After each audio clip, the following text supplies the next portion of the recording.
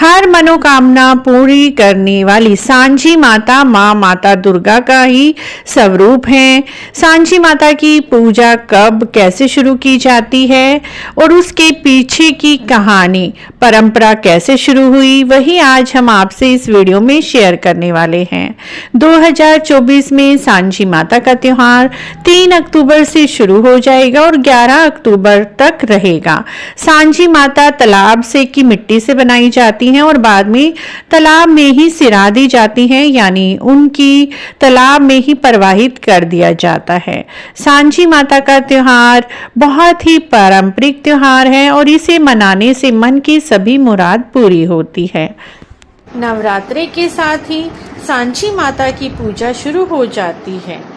नवरात्रि की एक दिन पहले अमावस्या को लोग घर की दीवारों पर मिट्टी से बनी हुई आकर्षक सांची माता की मूर्तियां गाय के गोबर के साथ दीवार पर सजाते हैं।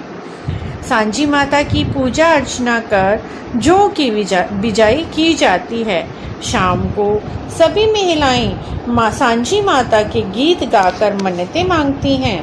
कुंवारी कन्याओं से सांची माता की पूजा करवाए जाने का परिविधान भी बताया गया है। सांची माता की पूजा अर्चना करने से मनवांछित फल की प्राप्ति होती है। घर में सुख समृद्धि का वास होता है। नवरात्रि की अष्टमी को दोपहर के बाद श्रद्धा से पूजा अर्चना कर सांची माता को स्वच्छ तालाब या नदी में प्रवाहित किया जाता है। ये सांची माता की कहानी जब हम बहुत छोटे थे तो हमारी दादी अम्मा हमें सुनाया करती थी, तो वही अपनी दादी माँ के मुख से सुनी हुई सांची माता की कहानी आज मैं आप सबके साथ शेयर करने जा रही हूँ। एक बार एक नौकर में 2 दंपत्ति रहते थे।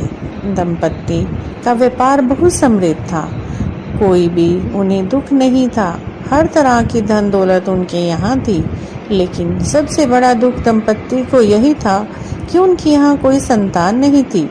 उनकी स्त्री बहुत ही धार्मिक प्रवृत्ति की थी, हर समय पूजा पाठ में लगी रहती और भगवान जी से प्रार्थना करती कि मुझे संतान दें।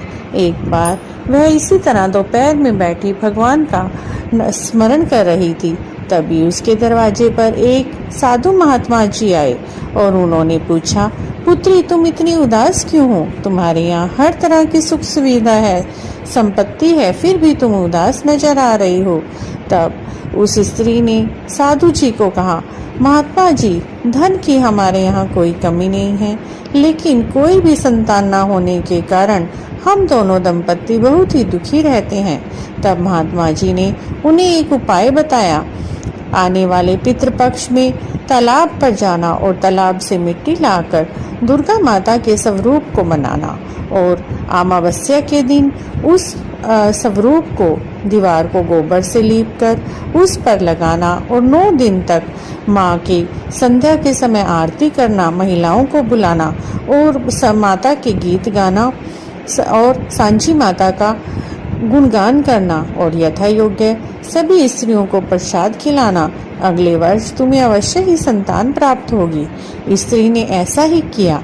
वह पितृपक्ष के पहले दिन ही तालाब पर गई और वहां से काफी सारी मिट्टी एकत्रित कर ली और उसने धीरे धीरे माता का पूर्ण स्वरूप तैयार कर लिया और पितृपक्ष की अमावस्या के दिन घर की दीवार को गोबर से लीपकर सांची माता का स्वरूप दीवार पर बनाया। साथ में उसने शेर, सूरज, चांद, तारे सब कुछ बनाया और संध्या समय अपने आस पड़ोस की महिलाओं को बुलाकर ले आई और 9 दिन तक महिलाओं के साथ बैठकर सांची माता के गीत गाए, वंदना की और अपनी श्रद्धा के अनुसार यथा योग्य प्रसाद सबको खिलाया और 9वें दिन 9 कन्याओं को बुलाकर भोजन कराया। हलवा, पूरी, चने का भोजन कराया, साथ में उन्हें उपहार भी दिए। सांची माता उस स्त्री की भक्ति से बहुत प्रसन्न हुई और प्रकट होकर स्त्री को आशीर्वाद दिया